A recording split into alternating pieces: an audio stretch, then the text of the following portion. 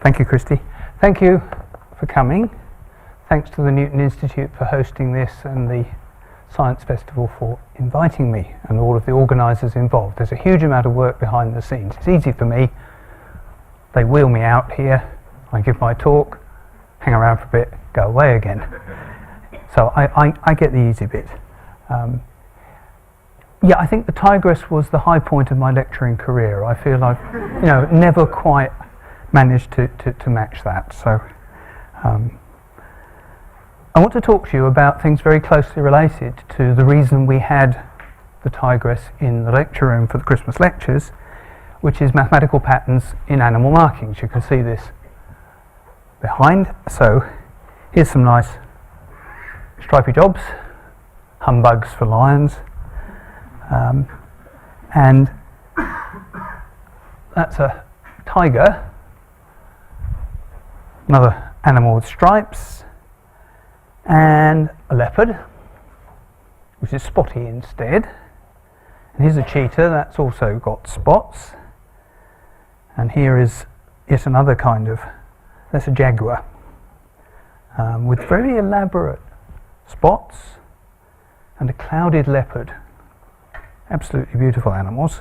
I'm a cat person. But I'm also a fish person. One of my most important jobs at the moment is looking after the Warwick Maths Institute fish. What do you do with an Emeritus professor? Give him the fish tank to look after. So here are some tropical fish with stripes, circular stripes, spots, more elaborate patterns. There are many of these creatures with these quite remarkable markings. And it doesn't end with fish. Shells. There's an enormous range of different markings on the shells of freshwater and sea creatures, and indeed land creatures like snails. So I want to tell you about 60 years worth of thinking on this issue by mathematicians and biologists, mostly by mathematicians initially, because the biologists are always a little bit suspicious of this mathematics of this area, but belatedly the biologists are joining in, so that the whole thing is knitting together into a really quite nice story. And it all begins with Alan Turing. You cannot have failed to have heard of Alan Turing, but you will probably have heard of Alan Turing because of his work during World War II decoding German code messages at Bletchley Park. But what I actually want to talk to you about today is Turing's work on this creature. You'll recognise this animal. So Turing at one point, when he was interested in animal markings, did some calculations and ended up with some patterns that look a bit like the black and white markings on this kind of cow. And he would go around buttonholing all his colleagues and saying, "Does this look like a cow?" And they'd look at this sort of patch on a piece of paper and say, "Yes, Alan, of course it does." But that was how he got into this area. The irony is he was working on cows and patches on cows because the calculations are a bit easier, and computers in his day, although he's one of the fathers of the computer, computers weren't really terribly good. And Cambridge University had one when I came here in 1963 as an undergraduate. It had one computer for the whole university. We didn't have one on the desk like this, and this one is your mobile phone is better than Cambridge University's 1960 computer EDSAC-2.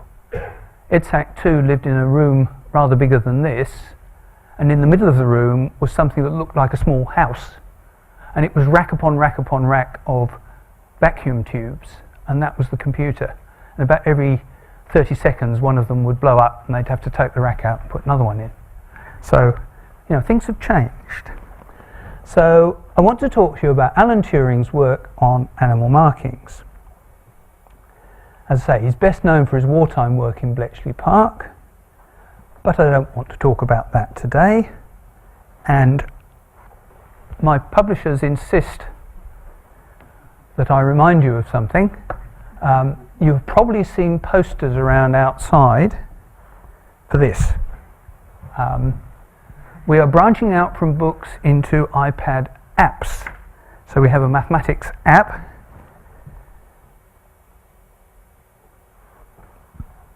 And it covers 8 or 9 main topics, loosely around the theme of numbers. One of them is secret codes, and that's the excuse for actually mentioning this in connection with Turing. One is mathematics and music, one is spirals in sunflowers and things like that, which is a topic I could have talked about. Up at the top there is the our version of the Enigma machine, and look for that logo, and that's the end of the adverts. Okay, now I've done my job, and the publisher will be happy. So this goes back to the 1950s, and Turing was trying to work out how do animals get their markings. You know, you've got a tiger, it's got stripes. The hares know what colour they ought to be at particular points on the animal's body. And he realised that that pattern actually goes right back to before the animal is born. It goes back to when it's still an embryo, at some stage in development, before it's got any hairs. Some pattern of chemicals is laid down on the surface of the embryo, which eventually will instruct the cells what colour pigment to use for the hairs. He called this a pre-pattern. So it's a cryptic, if you looked at the creature you wouldn't see anything because it's just in the chemistry. It's not yet turned into colours you can see. But it kind of encodes the colours that eventually will appear. And he wondered how that pre-pattern could be laid down. And he decided, again, it must be chemical. And this was very early days for modern genetics, so he didn't worry too much about the genetics. He just thought about the chemicals. He said, well, there must be some pattern-creating chemical. And maybe if the concentration of that chemical is high, you make a black hair. If it's low, you make a white hair. It might be something as simple as that. And we all know chemicals react. You know, this is the great fun of the chemistry experiments, where you blow the laboratory up, you mix 2 harmless chemicals together and there's a big bang, or they change colour or something. But chemicals also diffuse. They can move across the surface of something. And what Turing discovered, and it's really quite remarkable, is if you combine reaction of the chemicals with diffusion across a surface, what you get is patterns.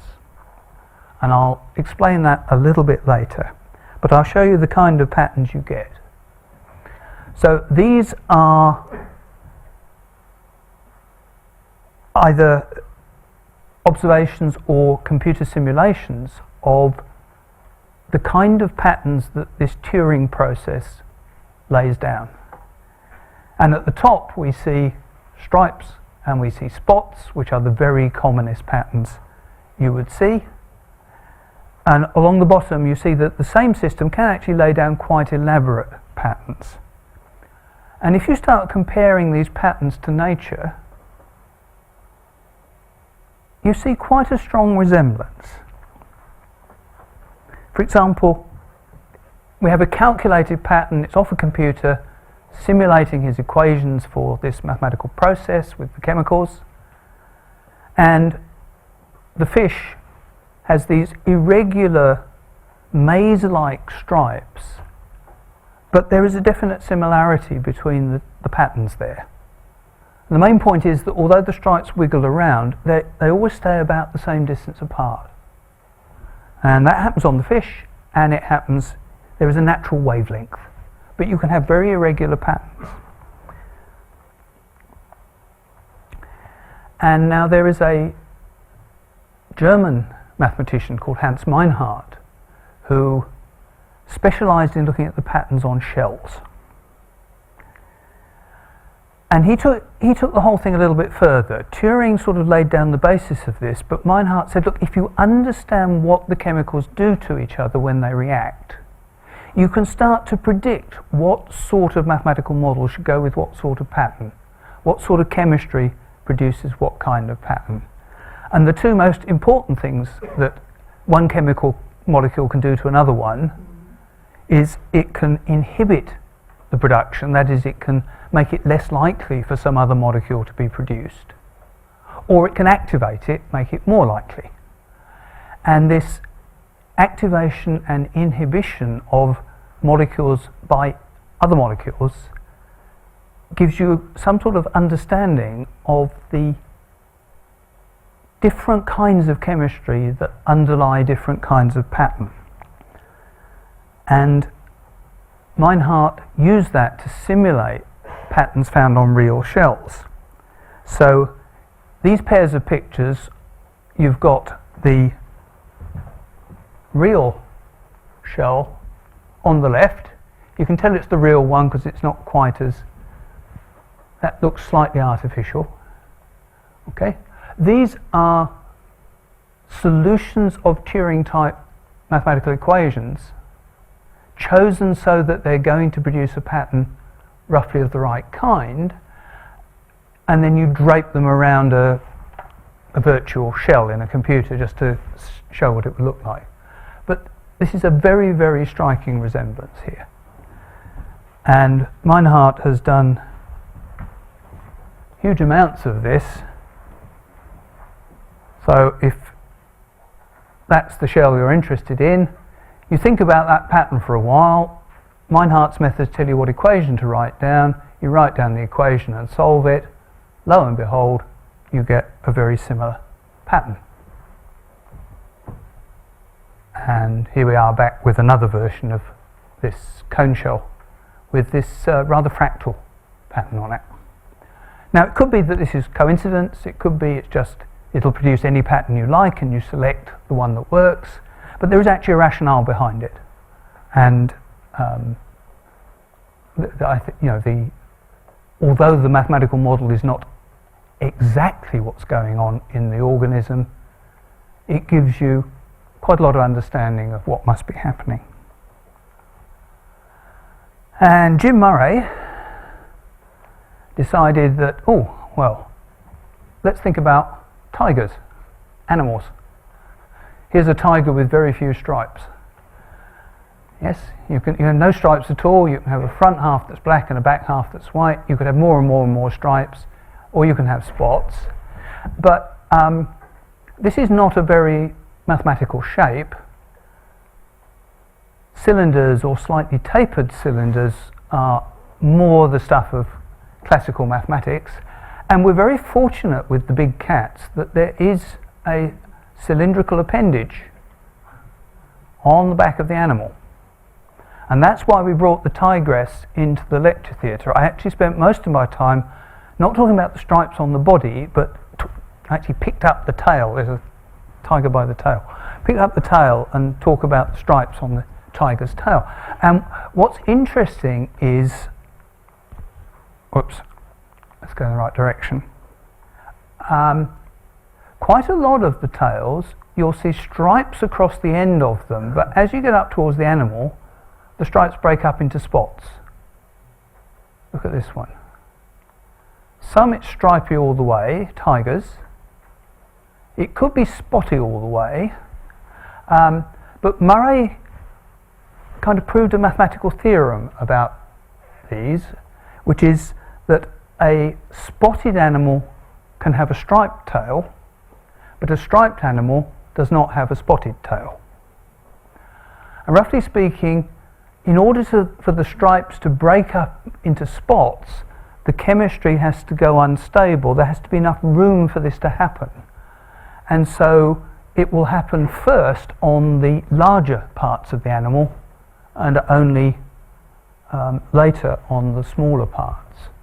So if the animal is large enough to break up into spots on the body, it might or might not do so on the tail. It could still be striped on the thin end. Yeah? But if the tail has gone spotty, then the body almost certainly will have gone spotty as well. So this is Murray's theorem about big cats, basically. So here we have a summary. You know, it's not exactly a theorem. There isn't quite a proof. But it's a good rule of thumb for how these patterns go.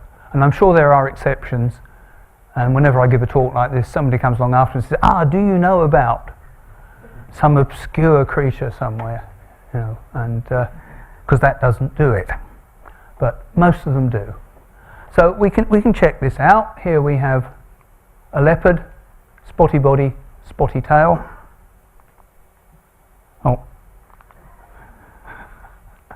A tiger, striped body, striped tail. Okay. But the interesting one, a cheetah, spotty body, stripy tail. And this is essentially the proof. Okay. Theorems should have proofs. How does this happen? Well, if you go to Turing's paper, he has an explanation of why you see patterns. And the explanation is quite interesting. He starts by saying, think of a horse. An adult horse is horse-shaped.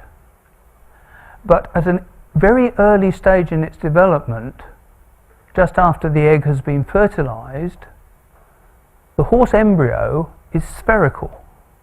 It's just a spherical mass of cells. How can a spherical mathematical system, in which the same equations are happening at every point in it, turn into a horse? Shouldn't it stay spherical? Because at each point it's obeying exactly the same chemical instructions. And that's quite an interesting question. There is a principle that says symmetric systems will behave symmetrically. Here is a spherical horse. There's an old mathematician's joke about consider a spherical cow. You have a spherical horse, and yet it develops into a horse-shaped horse. And Turing was bright enough to see there's a problem there, and he was even brighter because he saw what the answer was.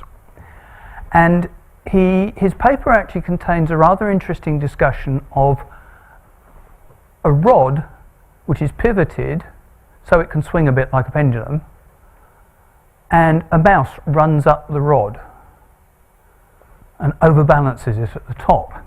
Well, I'm going to do it with an elephant. So this is Turing's mouse, and the reason I'm not doing it with the mouse is I think an elephant's more dramatic, and I did the elephant stuff before I realised that Turing had done it with the mouse. Okay, so over on the right is a vertical rod on a spring, and the rod can swing from side to side. But it's a very light rod. So what happens if you put an elephant on top of your light rod? Apparently somewhere in the mathematics tripos at Cambridge is a question about an inextensible rod with a weightless elephant attached to it. Anyway, well, we all know that it's not going to do that. It's either going to do that or that. Okay? So the symmetric position, this system has left-right symmetry. If you looked at it in a mirror, it would look much the same. But the solution that you find in reality, if you did this experiment, is the symmetry breaks. The solution is not symmetric. It's gone off to one side. What's happened to the mirror image of that state? That's another solution. That's also possible. So the symmetry is there, but not in a single state of the system, in a collection of possible states. Why does it go off to the side like this? Because the vertical position is unstable. Slightest breath, in principle you could balance an elephant vertically, But in practice, the slightest breath of wind or a vibration or something, or the elephant sneezes or whatever, it will fall off to one side or the other. And this is called symmetry breaking, and at first sight it seems to have very little to do with patterns in animals. It's more to do with balancing elephants. But the plane has a lot of symmetry. If you look at a blank wall, you don't actually look at the wall and say, wow, isn't that symmetric? You say, there's nothing there. There's no pattern. But mathematically that says what it's like here, or here, or here, or here. At each point on that wall, it looks exactly the same. Now this is like a bit of embryo before a pattern forms. You smear it with chemicals, and it's the same everywhere. Shouldn't it just stay the same everywhere? At every point it will do exactly the same thing. But symmetry breaking comes into play. At some point it will just have slightly more of one chemical than at some other point. And that will diffuse, that will spread, it will react. And the upshot is that you will see symmetric structures, but not as symmetric as a blank wall, which you can move any way you like. Okay, so sand dunes. I'm really fond of sand dunes. We don't understand a lot of the physics of sand dunes, but people do understand a lot more than they used to. So here we have a windswept plain. I think it's in Algeria, this one. Covered in sand, the wind blows across it in roughly this direction, and the dunes form at right angles to the wind, and they form stripes. This is basically a tiger, but in sand. Yep. Yeah, so that's where this picture comes from. And here are some more. Here is the biggest dune field in the solar system. It's on Titan. These are dunes, not of sand, on Titan, photographed by one of NASA's spacecraft. These are so-called crescent dunes or Barchan dunes. These are in Egypt. Those are on Mars. Same shape.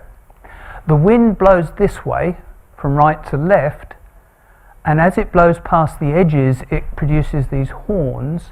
As it blows over the top it pushes sand in, and then you get a big swirling whirlpool of air which scours out this region here, and the whole dune slowly moves in the direction of the wind. Quite remarkable. Now that's another example of symmetry breaking. Your flat uniform desert breaks symmetry and creates patterns. And you can get whole complicated arrangements of these things. Okay, so that's the physics of how the dune forms. Oh no, my mistake. Now, here we go. Let's not worry about that. If you go to the geology books, you find there are 6 main types of sand dune. Depends which way the wind goes, various other conditions. You get the crescent ones, linear, transverse, parabolic, Barchanoid, ripply ones, star-shaped ones. You see different symmetry breaking patterns in different circumstances. And I'll just show you these very quickly. So if a mathematician was modelling this, they'd say, well, we'll have a flat planar desert, constant speed wind, constant direction, maybe it can vary a bit, infinite plane of flat sand. It's not like a spherical cow, this is the planar desert. The symmetries are all rigid motions of the plane that keep the wind direction the same. So I can slide the plane around, but I can't turn it because that would turn the wind direction. And then you can ask what happens when the symmetries break. And I'll just talk about one possibility. If the wind's going this way, it could be that the symmetries in the direction of the wind break.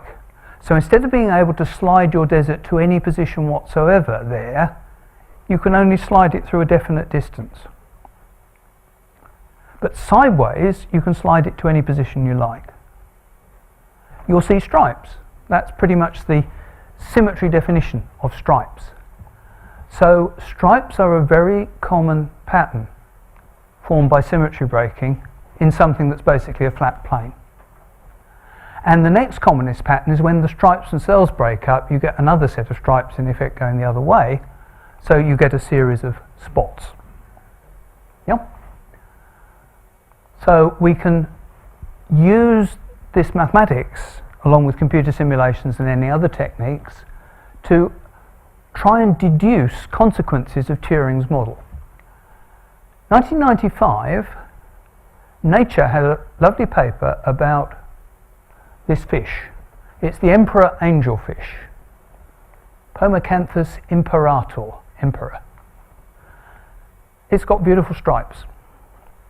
It's got a few places where the stripes bifurcate. Yeah. So Shigeru Kondo and Rihito Asai thought, oh, that looks like a Turing system to us. Let's model it, let's see what it does. And what they found was a bit of a surprise. When they plugged the numbers in and turned the handle on the maths, the prediction was the stripes have to move. They're not stable. The steady pattern of stripes is not stable. The way they move is interesting. They don't move sideways, they move along the direction of the stripes.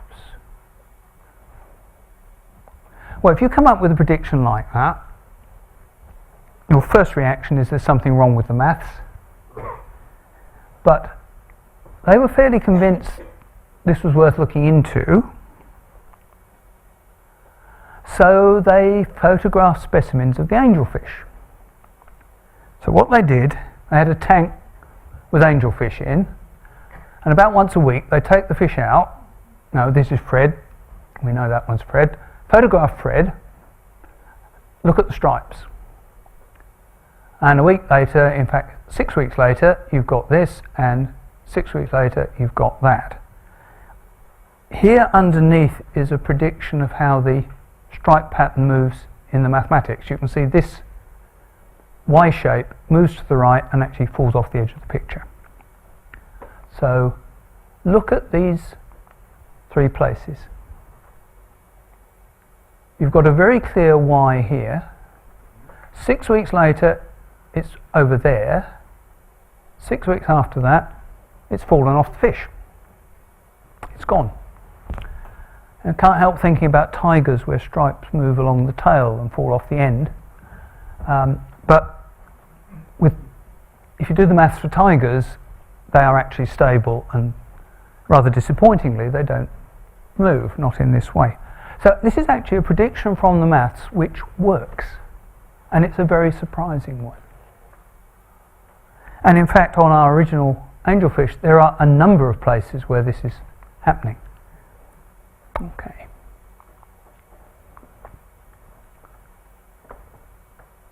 You can start matching up mathematical solutions to real fish. Here you've got concentric circles, that's a possible solution of the equations. Here you've got pretty much the opposite. You've got these radial lines. That's a solution of the equations as well. And it's not that there are any shape possible. You know, it could be the Mona Lisa, it could be the Eiffel Tower. No, the catalogue of patterns you get in the maths is pretty much the same catalogue that you get in the natural world. Obviously, you can be selective when you start matching them up, saying, oh look, it looks the same. You obviously want more than that. Some chemists started looking at these chemical reactions in a rather different way, and this is a very famous chemical reaction. It's generally called the BZ reaction, or if you're American, the BZ reaction, because Belousov-Zhabotinsky is a bit of a mouthful. So Belousov, first of all, came across this, 1950s. Zhabotinsky rediscovered it in 1961, and it's what's called an oscillating chemical reaction. Now, the prevailing wisdom in chemistry was if you have a chemical reaction, you mix some chemicals together and something happens, it all goes in one direction, it keeps going till it's finished, and then it stops. And Belousov said, no, I've got a reaction where you get something produced and then it disappears, and then it comes back, and then it disappears, and then it comes back, and then it disappears. And the chemists all said, that's impossible. He said, well, I've got one, I can show you it. No, it's impossible. And it turned out he was right. And what you do is you mix some chemicals together, 4 of them, and they form 2 types of pattern. Where's the oscillation going on? It doesn't stay like this. You get these target patterns where the spot in the middle starts to get bigger. All of the rings move outwards, and when there's a big enough gap in the middle, a new spot appears. So you've got these constantly expanding rings of blue and red chemistry. The colour is showing whether it's oxidizing or reducing, whether it's consuming oxygen or producing oxygen. But the other thing you can get are spirals, and the spirals rotate. So if you sit and look for either of these, if you look at one point, it's going red, then blue, then red, then blue, then red, then blue. But there's an overall pattern as well. This is another type of symmetry breaking pattern. And you can do this experiment. It takes about 5 minutes to get the whole thing working, but it's very convincing when you see it. So these oscillating reactions, these are obeying Turing's type of equation, his model. Now you might say, well, we see spots and stripes on animals, but we don't see rotating spirals. Well, that's not quite true.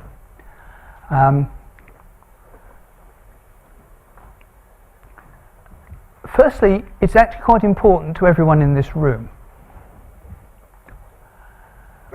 The electrical activity on your heart that makes it contract is a chemical wave,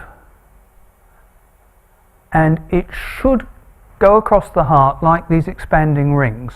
Starts at one point, expands, goes round, keeps doing that. But if something's wrong with your heart, it can break up into little spirals. It's called spiral chaos. And if your heart does that, you're in trouble, because instead of the whole muscle contracting, the whole thing's just sort of sitting there wobbling. And in fact, if that goes on for very long, you're dead. So it's actually very important to everybody that the difference between the target patterns and the spirals. Target patterns good, spirals bad. So understanding the maths of this is actually quite important in this area of medicine, and people do. I'm not making this up. This is actually stuff that is done. The other place you see these spiral patterns, or another place, is the delightfully named slime mould. Okay, slime mould are fascinating creatures. They're amoebas. They're a colony of single-celled creatures, and they're called slime mould because they're slimy and they grow on things if it's moist enough. And if it starts to get dry, all the amoebas move in and come together to form a cluster, a little lump, and more of them stream in, and you actually get a life cycle for the amoebas.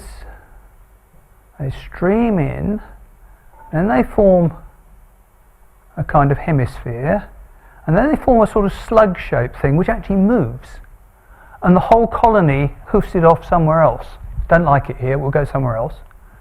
And when it gets really dry, they stop, and then some in the middle get put out on a stalk, and at the top of the stalk they dry up and turn into spores, and the spores blow away on the wind, and then it all starts again. So that's slime mould. It does wonderful things. There's a paper where slime mould are used to simulate the development of the Tokyo railway system. So, and this is an actual photograph rather than a schematic picture. Here is a spiral wave in slime mould. Okay, so it's done by Takeharu Nagai. It's a rotating wave. This is chemicals in cells. This is not a computer simulation. This is a picture of a whole mass of these amoebas. This is a surface covered in slime, but if you visualize this particular chemical and watch what it does, you see this. The pattern rotates, but actually the activity moves outwards. But there is another real-world system that is doing one of these Turing-like behaviors. It's completely different from the tiger and his stripes, but it's exactly the same class of mathematical models. And there's a lot of work on slime mould, and you can capture the chemical signaling, the way they come together, aggregation patterns. You can get some spirals, other kinds of pattern. You could actually get the slug moving correctly with similar equations. And there's one case where you get something that looks like a traffic roundabout, but I don't have a picture of it. And the interesting thing is the amoebas can also make these traffic roundabout patterns. So the amoebas actually know about this maths, they get it right. And these are a few of Thomas Hofer's pictures, and you see the spirals here. Now, mathematicians have been banging on about this stuff for a long time. Alan Turing started it. And the answer from biologists, which was very sensible, was initially, hey, that's fascinating, that's very interesting, let's look into this. Let's do some experiments. Let's see if we can find these morphogens. Let's see if they obey the equations. And, okay, what morphogens should we be looking for? And of course the math doesn't tell you. It just says there must be something like this. Well, biologists, particularly the molecular biologists of the 60s and 70s, were not very happy with being told that they should look for a molecule, but we can't tell you which one. You know, it wasn't very helpful. What they like to work with is this kind of thing. Here is a network of lots of different biochemical molecules interacting with each other, switching genes on, switching genes off, doing all sorts of wonderful things. Well, what's happened recently, and it's 2006, it's not that recent, it's 8 years ago now, the spacing of the hairs on a mouse, okay, it's not quite as dramatic as a tiger, but the hairs on a mouse work like a Turing system, and they know which chemicals are involved in this complicated network of signaling that's going on with all sorts of different biochemical molecules. There is a signaling system called WNT and a DKK protein family. If you look very hard, you see WNT sitting up here, and what they're saying is there's your morphogen, or at least one of them. So in hairs on a mouse, okay, the maths works and we know what the chemicals are.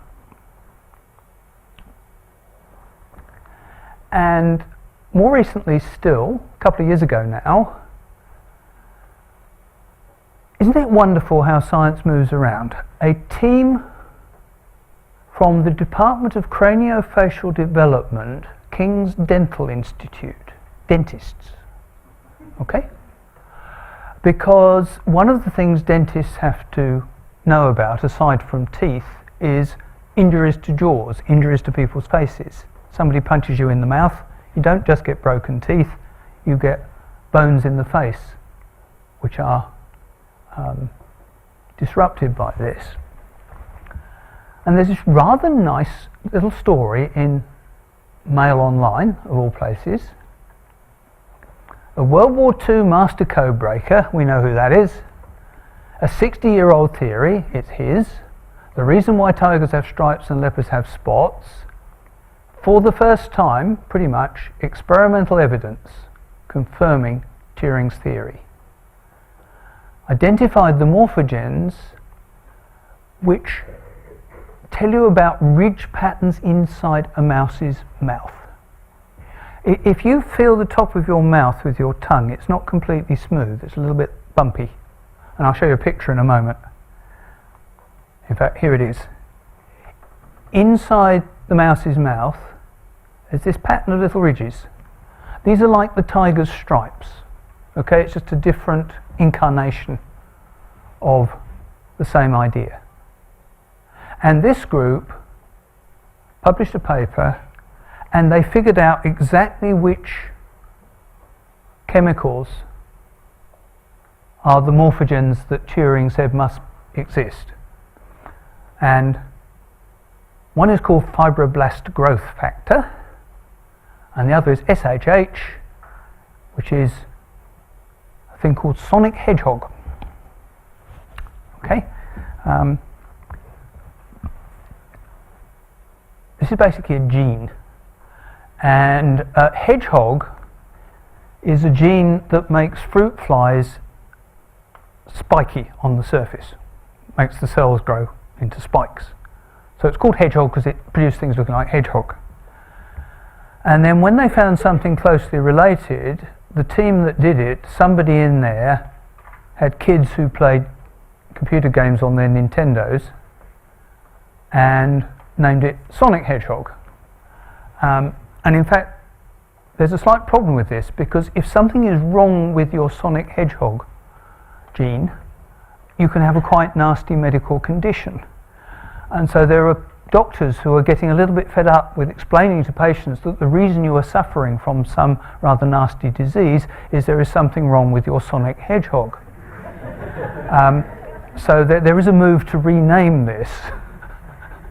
It's a slightly too frivolous name.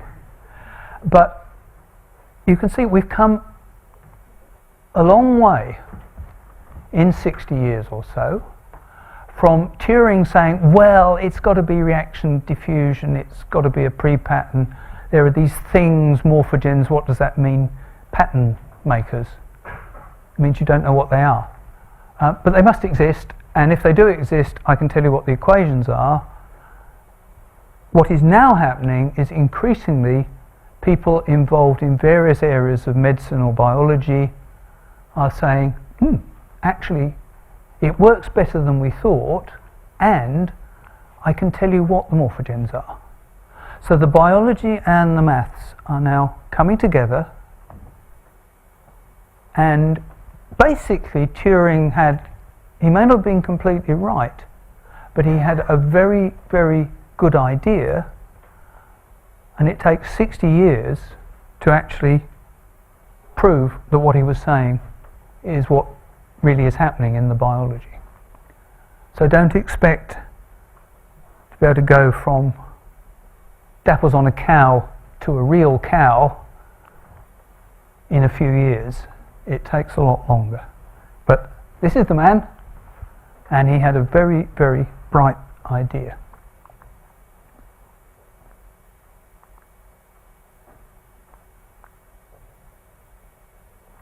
The end. Thank you.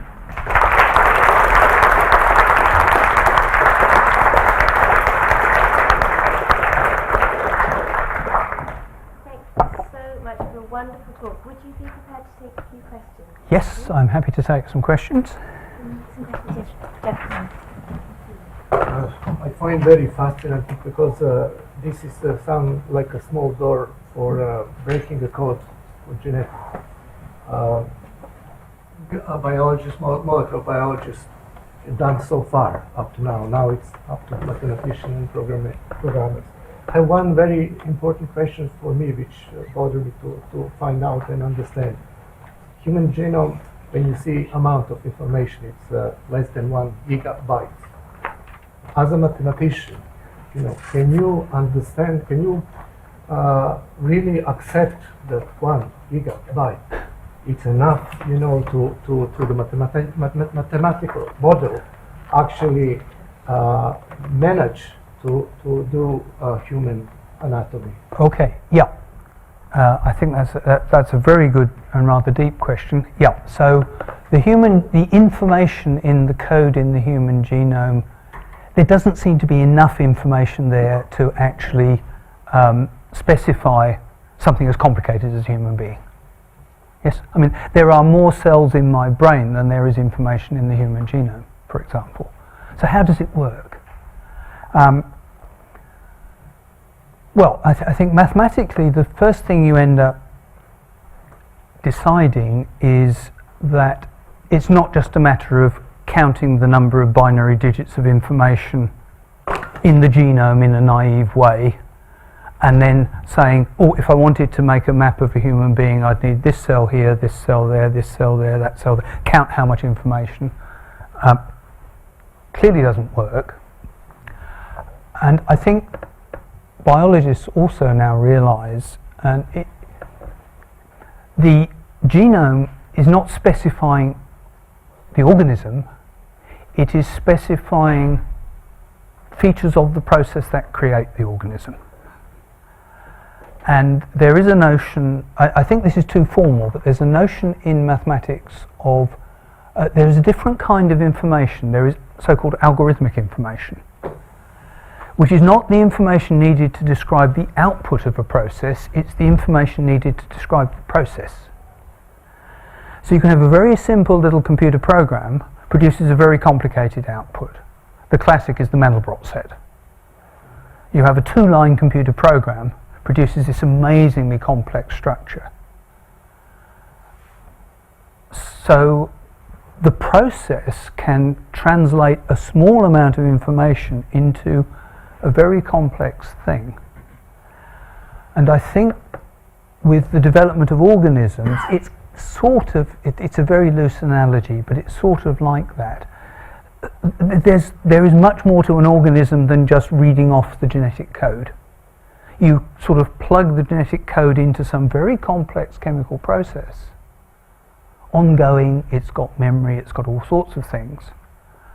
And the whole of physics kind of comes for free. You don't have to tell it to obey the laws of physics, they're in there.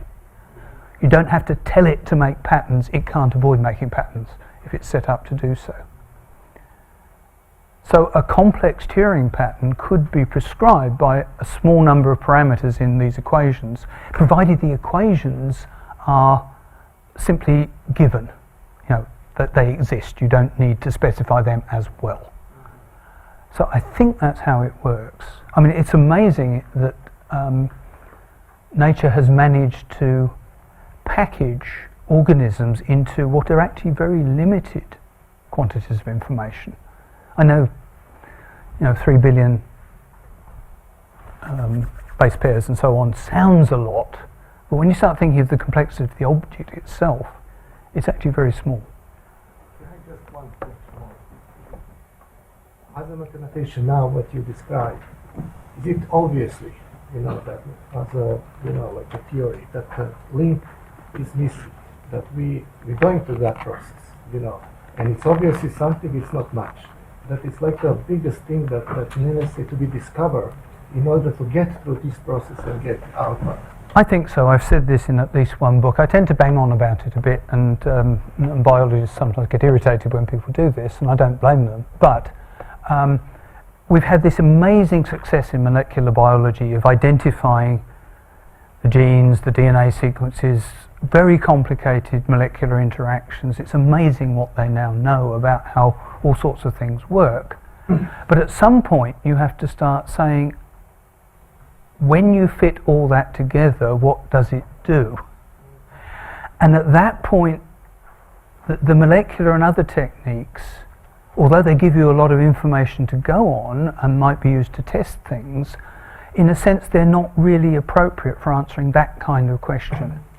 And this is where mathematical modelling, physical and even chemical thinking, computer simulations and other techniques surely have to come in as part of the picture. They're not going to make the biology obsolete. In fact, they have to learn from the biology. But the sort of pipe dream is some sort of, it's not equations, it's not as simple as Turing's idea, but some mathematical system which you can give the rules, you can specify how it works, you can put it on a computer, and then you plug the genetic information into it in the right way, and then you start to understand how things actually happen. Yeah, that would be the dream. We might just have time for one very quick question if there's anyone who has... Oh, yes. How come we aren't striped or spotted? Sorry? How come we aren't striped? How come we aren't striped or spotted? Okay, that's a very good question. I mean, some of us are a little bit spotty. You get people with freckles and so forth. But let me do it with big cats, because there is a nice paper on exactly this question. You've got three main types of pattern. You've got stripy tigers, spotty leopards, and you've got lions, which are plain coloured. They're my blank wall. Okay, so you've got no pattern at all, stripes, spots. Now there's been a lot of argument, particularly among evolutionary biologists, to do with, well, you see, tigers tend to live in areas where everything looks sort of sandy and brown, and maybe it's grass, but it's the plains. And so if you put a tiger, a stripy tiger, on that sort of background, it would show up and be very obvious, whereas a lion is harder to see. Whereas if you go to tiger habitat, which is things like forest with trees, looks a bit stripy, and you put a lion in there, you'd spot it immediately. You put a tiger in, it's harder to see. So this is sort of rather, it's an interesting idea, but how do you test that? Because you can't actually sit and observe several million years of evolution. But they've done a kind of computer model of this sort of process where you don't even tell the computer what pattern you're thinking of. You give it the numbers you would plug into the Turing equations to make a pattern, and then you compare that with the way the animal would behave or be visible in certain habitats, and you try and match them up and see what happens. And what they've found is that this story, that the markings on the animal are quite closely related to the type of territory it lives in. But it also depends on the size, and that's where it gets interesting. It's not just the tiger looks stripy because the territory it's in looks stripy. Lions look uninteresting because they live in uninteresting looking territory. You've got things like cheetahs, which live in the same territory as the lions, but they're spotty. How come? Because they're smaller, and the size effect also seems to come into this system that they've set up. So the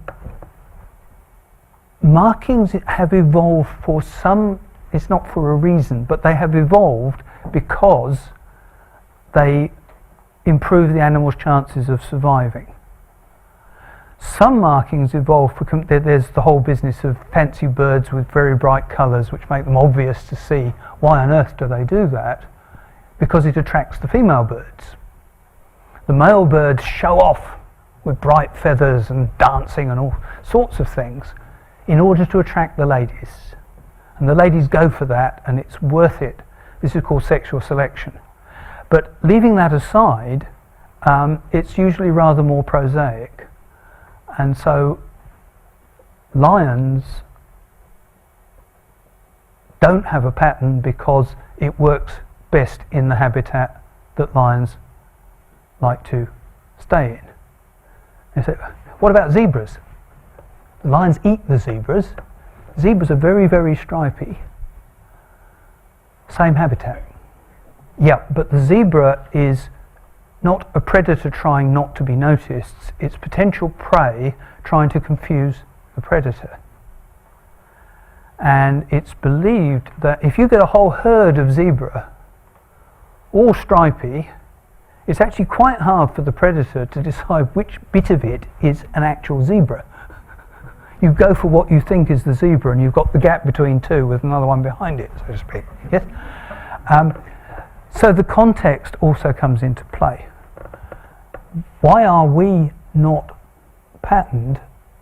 Presumably, and I don't think anyone could say we know this is true, but we're a bit like the lion. In fact, we lived on the plains, the savannas, and we were a predator. And we probably don't want to have any kind of striking pattern against the rather bland background. Okay, but that may be complete rubbish. And on that note, thank you so much. It's just a wonderful